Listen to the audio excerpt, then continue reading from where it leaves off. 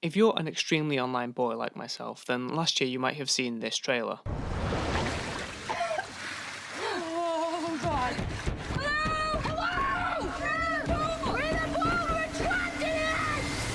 Yeah, the horror movie about the pool, the trailer of which somehow got 40 million views. That's an insane amount of people. But these kinds of numbers don't always ensure that a movie will be a hit, either financially or in any other aspect, really. And if, like me, you completely forgot this movie existed or thought it was some kind of sick, twisted joke, then guess what, fam? Plot twist. It's real and I watched it. Loser buys dinner. Yeah, I'm at -5 in the bank, so you're getting dinner either way. And I'm never going swimming again. Not because of the movie, mind you, the movie's trash, but last time I went swimming, my short, anemic looking body was struggling after like an entire length. And the woman told me to keep to the side. I'm 23 for fuck's sake, who are you, the water police? If I want to drown myself, I'll fucking do it. You let that power get to your head, love. Anyway, enjoy the video.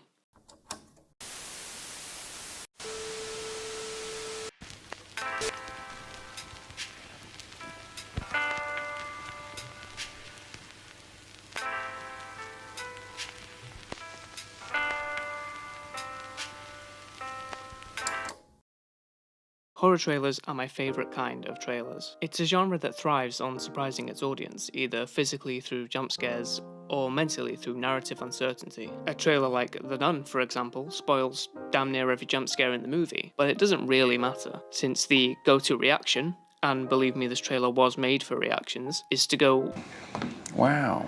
I can't wait to see the movie so I can see more. In the case of The Nun, that meant more spooks, which there definitely wasn't in the final film. On the other hand, a trailer like Hereditary does an excellent job of showing very little of the spooks and setting up a really engaging story that I won't say much about because I'd love to make a video about that someday. The reason I've been talking about trailers is because for around a year and a half, I was convinced that was all 12 Feet Deep was. Not only a trailer, but a really well-made satirical trailer. It seemed to be too perfectly bad and weird to be a real movie. These two girls get trapped in a public pool. It's a long weekend, so the girls are going to be down there for a while unless they can figure out a way to escape. That's pretty cool, I thought. It's a low-key parody of the human goes to extreme lengths to get out of a sticky situation kind of movie. Like 127 Hours, but more relatable because everybody's been swimming before. And more appealing to me specifically because I don't even like imagining that James Franco and I operate on the same plane of reality. Except it's not just that, because can you imagine they threw in an antagonist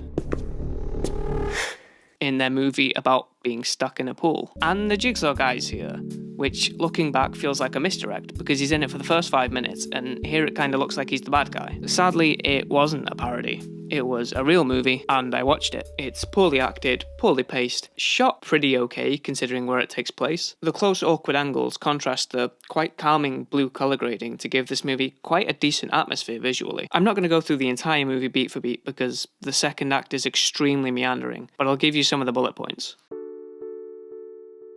Sisters. Doing a swim. These kids comment on Bree's arm. It's all scarred up for some reason. Tobin Bell is playing me in every job I've ever done because he's mentally checked out and just can't wait to go home. He's telling everyone to leave. That means you too! And finds this woman stealing stuff. She's a criminal who works here and tells her she's been fired. Bree has a super cool engagement ring from a nice fiancé, but it's missing, oh no, where it be. Joanna sees it stuck in a grate at the bottom of the pool and Bree dives down to fetch it. Joanna, instead of running to minimum wage Jigsaw and saying, hey, just give us a second, pal, I'm really sorry, but my sister's grabbing a ring, she won't be a sec, just dives down in there and offers nothing but moral support, basically. Tobin checks the pool and sees nothing, so he presses the game over button and fucks off for the weekend. They see they're trapped and start planning an escape. They check for weak spots, they find a little hole, and then try the grate, but it's just bloody heavy. They get this thing here, and they keep trying to do this throughout the movie, and I don't know why. Like, she's trying to saw away at the fiberglass, I think, I'm not sure, but it comes in handy later, so it has to be set up. Chekhov's pool knife, I believe, is the technical term for this. Joanna reveals she's jealous about Bree's life, and threw the ring in the pool. Tell me about how wonderful your life is with David. You've always been good like that. You did it, didn't you? Bree then reveals she has the diabetes and will die without her insulin, so now there's an additional time-sensitive aspect. Because the threat of being stuck in a swimming pool for 3 days without food or water just wasn't enough. I guess the pool's audition for villain was good enough to land a role, but not be the main villain, because in comes the thief bitch. She's cleaning up even though she was fired, good work ethic, I guess. She finds the girls, but she's a bloody flipping criminal, isn't she? So she's gonna dick them about and teach them some life lessons. She sees the camera and then switches it off, but hang on, these cameras were already recording and you've already appeared on them. So straight away you know that if she doesn't save them and they die, they see that you were in there with them and you go back to jail. Also, I don't know much about security cameras, but isn't she just turning off the monitors here? Like, the cameras are still running. Just because you can't see them doesn't mean they can't see you. Anyway, she nabs the girls' phones and gets the code. So I'm gonna need your PIN code. I'm not promising you nothing until you give me the code. Don't do it. Which she's talking about like it's a nuclear launch code and not the password to a phone or an ATM. She goes away to empty the bank and the sisters get some more time to talk. We learn a little bit more about their past, that Joanna tried to kill herself and she thinks that Bree has abandoned her, and that their dad died in a fire and Bree tried to help him, hence the burns. Also turns out that for a lot of this, the bad woman was listening. Oh, and Bree was too skint to consider letting out, so keep this in mind please. Do bear in mind that some of these events may be out of order, because I watched it a few nights ago and I just cannot remember this film at all. So Joanna gets the bad woman to come over and shanks her in the ear, and she gets all angry and turns on the chlorine and it's all and then she turns it off. The girls then talk a bit more and Bree does her best Joker impression and is like, "You wanna know how I got these scars?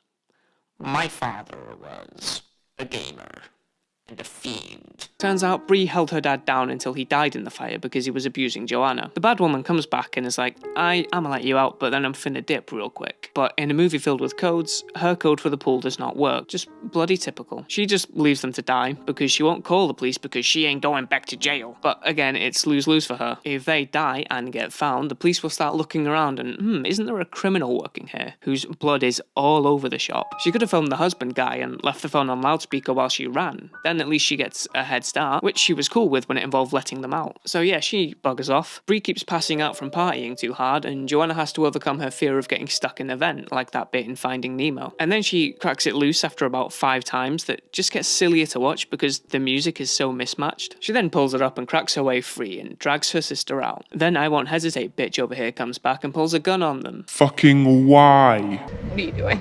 In what conceivable situation would killing them now help you? You said yourself you regret what you did and wish you hadn't, so why make it 1,000 times worse now by shooting them? But guess what? She doesn't, and she gives them the ring back that she was going to pawn off. I don't remember if I mentioned that, by the way. She wanted the ring and said she was married and, love falls apart, she knows better than anyone, that kind of thing. But Joanna gets the ring back and calls for help, and then it's like, get out here, you little scamp. And there's a little wink and a smile to the camera, and it's like, really weird, but hey, they're out, roll credits. Ocean man, take me by the hand, lead me to the land. That was probably about as entertaining to recap as it was to watch, so now I'd like to talk about this character here, the villain. So she's fresh out of the clink. She's had a poor life and she knows how the world works, you see. She's constantly uppity high-horsing these girls about how she used to be like them. She had it all, but she lost it because life ain't fair. But the girls, by most accounts, have had a shit life. Joanna was sexually abused by her father and Bree fucking killed him. In fact, poor woman, you saw Bree only had like £80 in the bank. You know she's not super well off, so what the fuck are you talking about? Her entire thesis as a villain is awful, and to make it worse, they try and connect it to the narrative of the girls, because when Bree was telling Joanna about killing their father, she says, I killed the monster. and then at the end, when they get out, Bree's like, What happened? and Joanna says she killed the monster.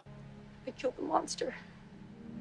What exactly does that mean? Does it mean she cured the woman of being a criminal, like she learned her life lesson, I guess? Or maybe the monster was her really short-lived fear of being afraid of the pool vent, and killing it was her conquering her fear at the end. But if that was the case, you're putting a fear you've had for maybe 4 hours on the same tier as being molested by your dad. I really wish this movie was just a trailer. In searching for the budget for this movie, I saw a suggested question. Is 12 Feet Deep a real movie? So I know I'm not the only one that was confused. Apparently it only made $6,000 at the box office, and I can't even be bothered to fact check that, because it just makes so much sense. Granted, this could be down to a very limited release in a very specific part of the country, I'm guessing America, but anyways. As for some positives, it's not shot incompetently. On some occasions when there's a lot of shot reverse shot dialogue, which is about 80% of the movie, it's clear one of the actresses isn't actually in the water. They just have this blue shit in front of the camera bobbing about. You can see their hands moving in ways that don't really make sense underwater. But on the whole, this kind of stuff's to be expected with such a low budget. And I can imagine shooting 7 to 8 hour days in a pool is incredibly taxing. If you made it this far, then first of all, thank you and please subscribe. But I'm guessing you didn't watch the movie, and I don't think that you should. I had a much better time just watching the trailer because,